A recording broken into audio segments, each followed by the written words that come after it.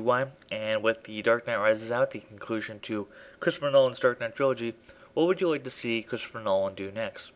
Would you like to see him go back to smaller scale films like Memento or Insomnia, or even The Prestige, a film that certainly wasn't cheap, but wasn't nearly as expensive as some of his latest features? Would you like to see him make large-scale films like Inception that are highly original, or would you like to see him take part in another large property similar to Batman? 7 years ago, when I was getting more and more into film, I saw Batman Begins, a film that delightfully surprised me, getting back to the roots of that character, providing him pathos that we had never seen before on the big screen. It was the origin that I always wanted to see. I will always be grateful to Christopher Nolan for that, as both a Batman fan and as a film fan. There's been more too of him showing interest in doing a Bond film.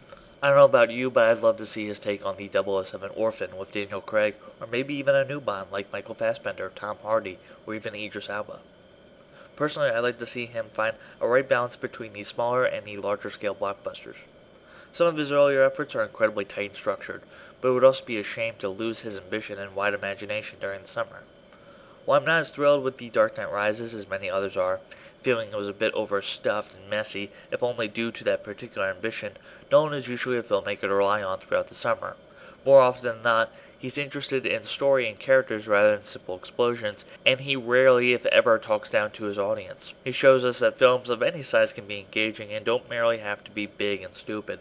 With so many collaborations with Michael Caine, I'd be interested in him making a film noir with Caine in the lead role. Maybe something along the lines of Steven Soderbergh's The Limey, which also featured an aging actor.